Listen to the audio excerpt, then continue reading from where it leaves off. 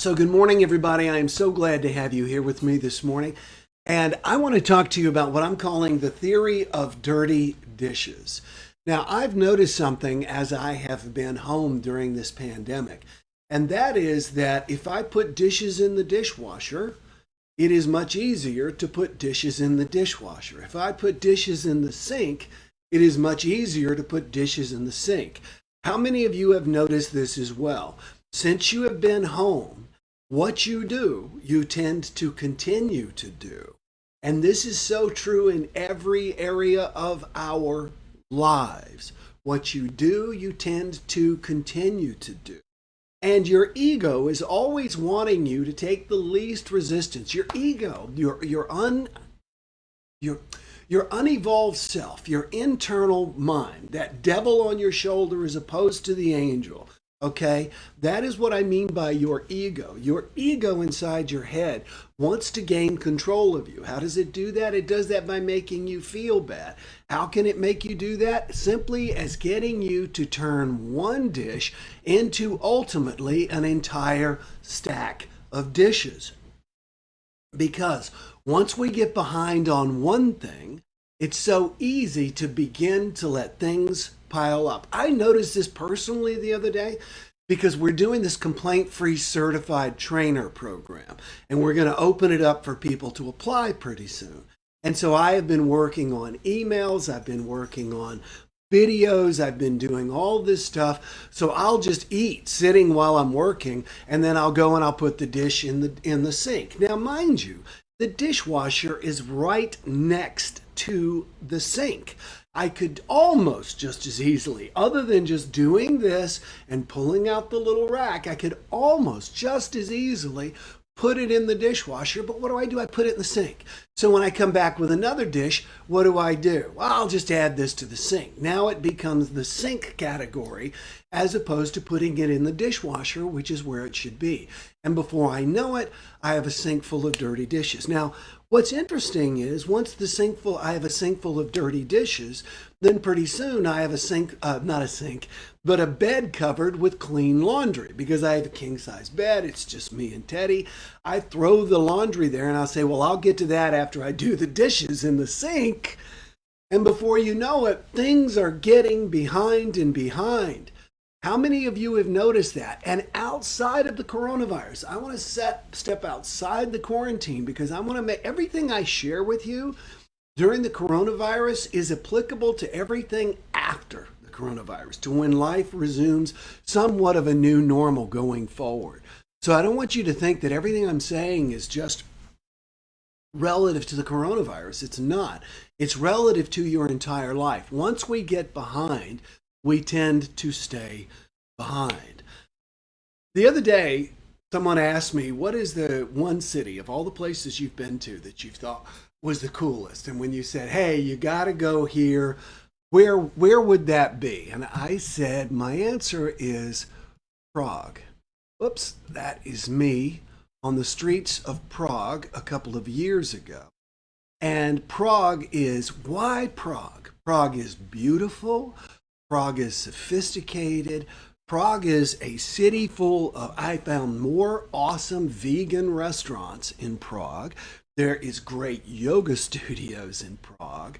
Being a person who is a spiritual person, Prague is defined by a spiritual vibe. And in fact, there is a cathedral in Prague that is famous for two things. Number one, it is famous for it is where Mozart first performed his opera Don Giovanni, okay, the very first time. And that same cathedral is famous for the vampire ball being filmed there in the movie Van Helsing, okay? So it is famous for those two things. Now, that's not why I'm saying you should go. Prague just has this cool vibe. The people are European and sophisticated. But here's something else I want to share with you about Prague. When my literary agent, my publisher in Prague, Robert Gajdosz, picked me up, I took a red eye from Ukraine where I'd done a speech, and he picked me up at 6 a.m.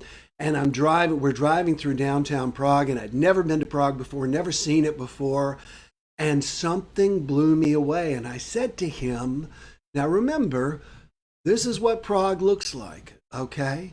But up close, this is what Prague looks like. And I don't mean there is graffiti here and there. I mean there is not a space where there is not graffiti. And I'm talking downtown. Where I'm standing here is actually in a part of downtown. But if you'll look, you'll see the graffiti down here, and it will run up along the windows, etc., across the doors. Now, here's the point I'm trying to make. Several years ago, New York City was attempting to reclaim neighborhoods, and they applied what is called the theory of broken windows to the subway. Now, the theory of broken windows goes that in a neighborhood, once you first allow, let's say you got a neighborhood with several abandoned buildings, what they've discovered is that once somebody comes in and just throws a rock at the abandoned building, which kids will do, and breaks one window, then all of a sudden, all the other windows start getting broken out. All of a sudden, the social norm has been lowered to the point that it's okay to break the windows, one window, then all of a sudden it spreads to all of the windows. Well, what happened was in the 90s, it was realized that the subways were going out, and the subways had all of this graffiti on them. And so what they noticed was they could put a subway car out there, but because it was next to all the other subway cars that had been hooked up to it with graffiti on it, pretty soon it got covered. So what they did was they switched the process. They painted all of the subway cars, and then if any subway car got any graffiti on it, they immediately took it out of service and they painted it. Now, what that it did was it let the graffiti artists know, this is, you can keep painting, but your art is never gonna see the light of day. And that is what stopped them. But it all started just like it did in Prague with one person, just one person doing some graffiti on a wall, and it spreads. And the same is true in our lives, for our dirty dishes, and for other things in our lives. I remember one time back when I was a minister of the church, we were doing a thing to lower the debt. When I started there at the church, it had $600,000 in debt. And when I left, it was below $100,000. But we had these dinners in people's homes, and this one couple invited us. And I write about this couple in one books. They were two of the most attractive people. They looked like the models for Barbie and Ken, okay? But they were much better looking. And they had beautiful children and great jobs and a beautiful home. And one time they were doing one of these dinners as a fundraiser. And I said, excuse myself, and I said, I need to use a restroom. And they said, down the hall, second door on the left. Well, I went down the hall, turned second door on the right. Okay. I pushed open what turned out to be their bedroom door. They had a couple of very large German Shepherd dogs. And no, it's not my daughter. My daughter's not like this at all. But anyway, inside is where they were keeping the dogs to keep them away from everybody. And there were these enormous piles of dog poop everywhere. And I mean, think big German Shepherds. And there was bunches of them. And the smell was just revolting. Now, why do I bring all this up? Well, at some point, one of those dogs pooped once, and then one of the two adults decided, nah, I'll get it later, or nah, I'll wait and let you do it. The key to staying ahead in our life is not getting behind in our life. And this all, believe it or not, ties into what I talked about yesterday. Okay? Right now, you have a broken window. You have a habitual pattern that either is you meditate every day, or you have one where you don't meditate every day. You exercise to the point of sweating and exhaustion, which is what you need to do every day. Not exhaustion, but really sweating every day. Or you have a pattern of not doing. You have a mental pile of dirty dishes based on history of what you have or have not done for yourself. And it's time, starting today, to begin to do what is good for you. And let me say again, you will never, ever, ever, ever feel like doing it. I still have to make myself do my 100 push-ups every day. And yet, I started out being able to do 15 push-ups when we got quarantined. And yesterday, I did 36. So, I hate it every single day, but I still do it. I've often said, if you want to know what you need to do in your life, find what you least want to do and do it.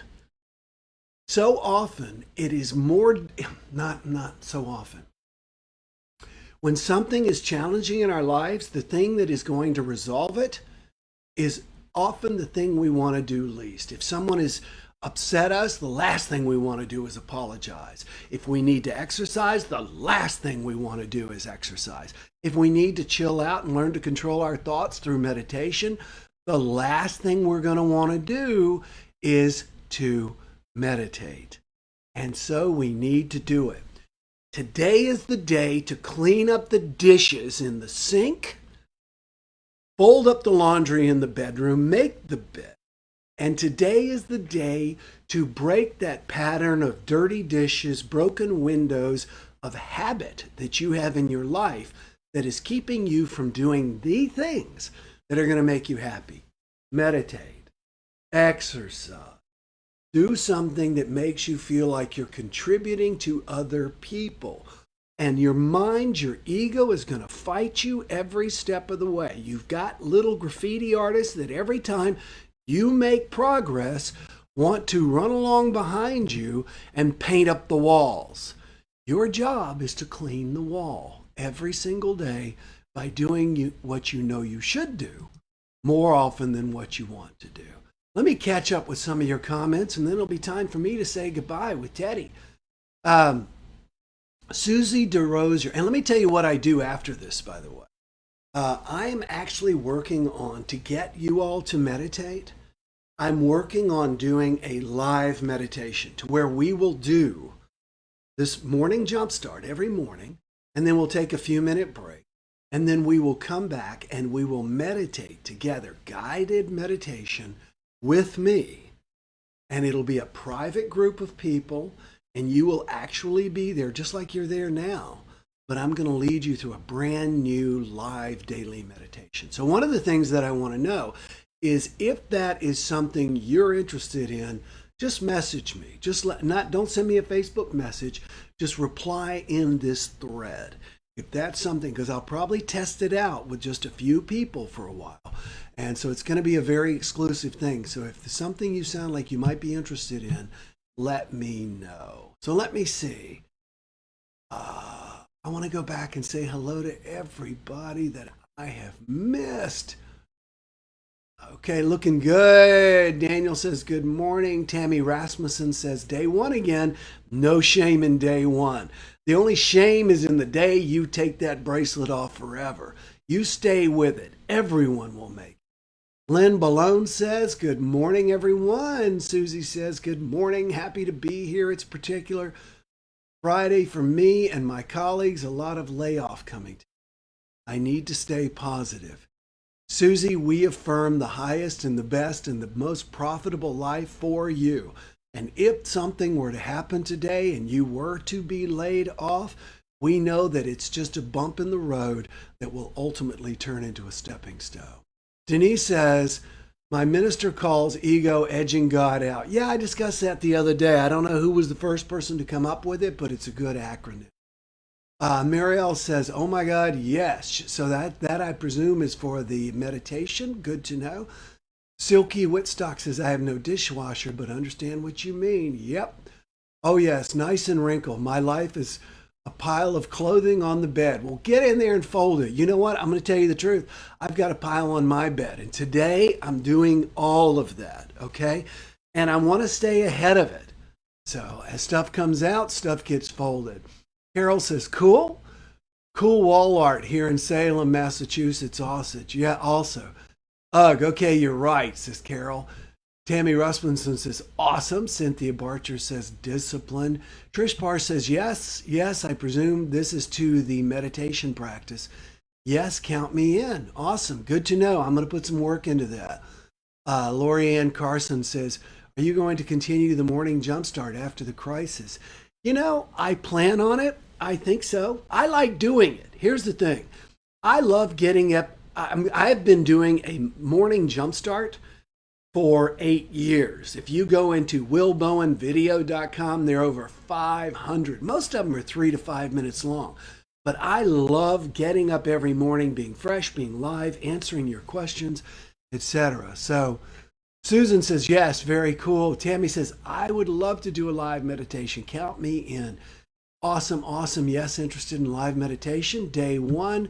Says Patty, no excuse in day one. No excuse. No shame, rather. Cynthia says, working from home has helped me set a new perimeter rather. Absolutely interested in deeper meditation. Cool. Sounds good, says Carol. Lynn Balone says, I would enjoy a group meditation with you. Awesome. Paperwork pile up. Oh, I didn't even cover that. Yes, the same thing is true. Never handle a piece of paper more than twice. That is one of these things. I've gone to so many, time management things put on back when I was in sales, and they would pay to bring in people.